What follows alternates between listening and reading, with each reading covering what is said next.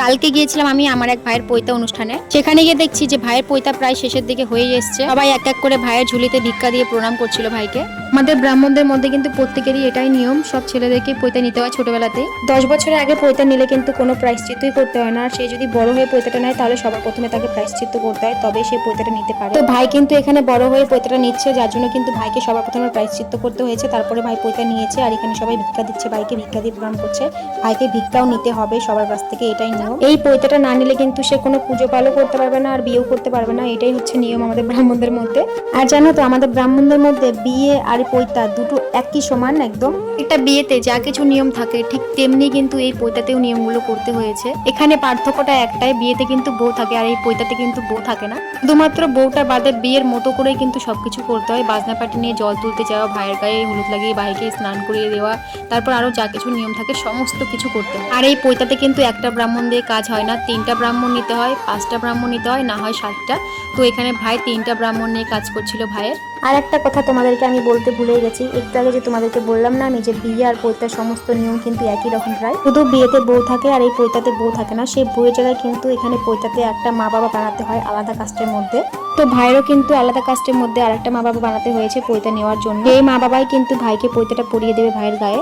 ভাইকে পৈতা দেওয়ার পরে কিন্তু তারাও মা বাবা হয়ে যাবে ভাইয়ের।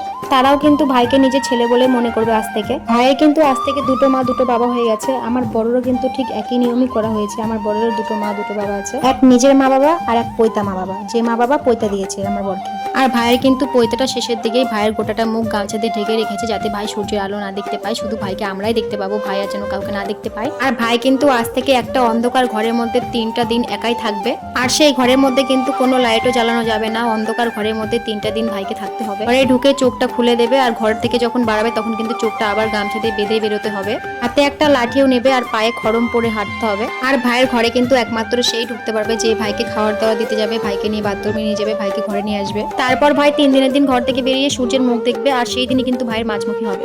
ভাইয়ের পৈতা তো ওদিকে শেষ হয়ে গেছে, তারপর আমরা এখানে বসে পড়েছি প্যান্ডেলে খেতে। আমার বরের একটা বাজে অভ্যাস, খেতে বসলেও ফোন দেখবে আর আমি আমার বরের পাশেই বসে আছি। এই পৈতা বাড়ি খাওয়া দাওয়া কিন্তু পুরোটাই আজকে নিরামিষের মধ্যে থাকবে। 3 দিন পর কিন্তু আমি সবে মাছমুখী। সেই দিন আবার মাছমুখীর আয়োজন করতে হয় ছোট মোটো করে কিছু লোকজনদের নিয়ে। তারপর আমাকে দেখো খাওয়া দাওয়া শেষ করে চলে এসেছি এখানে ডিজের সামনে নাচ করতে দিদিদের সঙ্গে।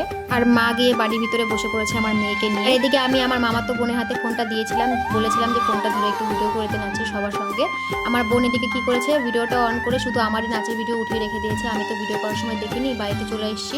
এখন ভিডিও এডিট করতে বসে নিয়ে দেখছি যে আমার নাচের ভিডিও শুধু আমার একারই, আর কাউকে ওঠাইনি, কেউ নেই এই ভিডিওর মধ্যে। তাহলে বলো কেমন রাগটায় উঠবে।